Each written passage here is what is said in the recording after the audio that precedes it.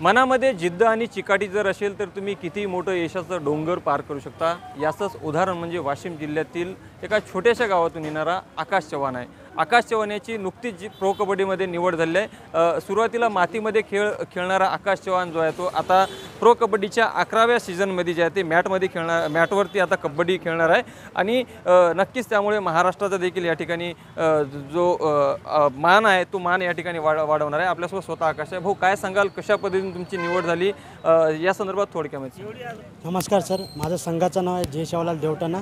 मी एक छोट्याशा गावातून बिलॉंग करतो। माझं प्रॉपर गाव म्हणजे देवटाणा, पोस्ट मानोरा, जिल्हा वाशिम।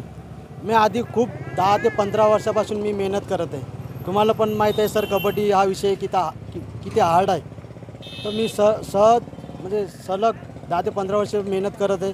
माझं जे फर्स्ट मॅच होती माझी ज्युनियर नॅशनल, तेव्हा मी 2018 पासून माझी जर्नी चालू झाली। 2018 नॅशनल झालो, 2019 पण नॅशनल झालो मी।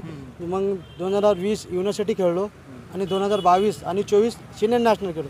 जेव्हा 71वी सिनियर नॅशनल होती अहमदनगरला, इथं माझं सिलेक्शन झालं आहे। कारण मेन हे आहे, आपलं जितूभाऊ ठाकूर अध्यक्ष आहे आणि सतीश डबले सर आणि सहसचिव आहे, त्यांना मी आभार मानतो। असंच तुमचं आभार म्हणजे आशीर्वाद असू द्या सर। सहज आणि पदाधिकारी वाशिम जिल्ह्याचे, जे आमचे वाशिम जिल्ह्याचे पदाधिकारी त्यांच्या पण यांच्या माध्यमातून माझी पण निवड झाली। अच्छा, तुम्ही आता कोणत्या टीमकडून या 11व्या सीझनमध्ये या ठिकाणी खेळणार आणि कितीमध्ये तुमचं जे आहे ते निवड या ठिकाणी झाली? हा सर, तुम्ही तर पाहत आहे टी व्हीवर, एक पहिला सीझनपासून तर 11व्या सीझनपर्यंत तर मी खूप संघर्ष केला सर या प्रो कबड्डीचं। हा माझं ड्रीम होता। माझा ड्रीम म्हणजे आज कंप्लीट झालं आहे। मी 1 ते 11 म्हणजे सीझनपर्यंत खूप वेट केलं, खूप प्रॅक्टिस केली, पण आज माझं यश मिळालं आहे। बंगाल वारियर्सने मला 9 लाखामध्ये लिलावामध्ये घेतलं। अच्छा, नक्कीच तुझ्या घरची पार्श्वभूमी सांग, कशा पद्धतीने आई वडील काय करतात, तू या अगोदर काय करत होता आणि किती संघर्षातून तू इथपर्यंत पोहोचला? सर, तुम्हाला तर माहिती आहे मी छोट्याशा गावातून आहे। आई आणि वडील शेती करतात। शेती तर 2 एकर आहे आणि काका आणि बाबा जॉईंट फॅमिली आहेत, म्हणजे एकूण 5 एकर आहे। असं एकातच राहतात काका आणि बाबा।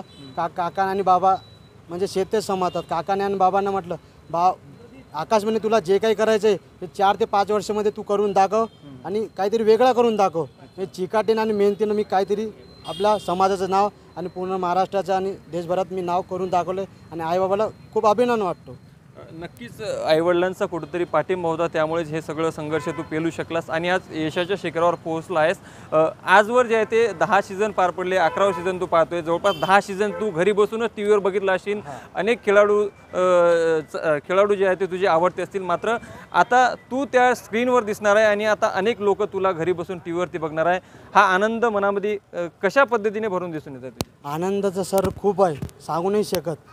कारण मी ह्या 10 ते 15 वर्ष वेट केले, आज मला बघायला भेटलं आणि आज मी पूर्ण महाराष्ट्रभर देशभर दिसणार आहे, तर मला खूप आनंद आहे।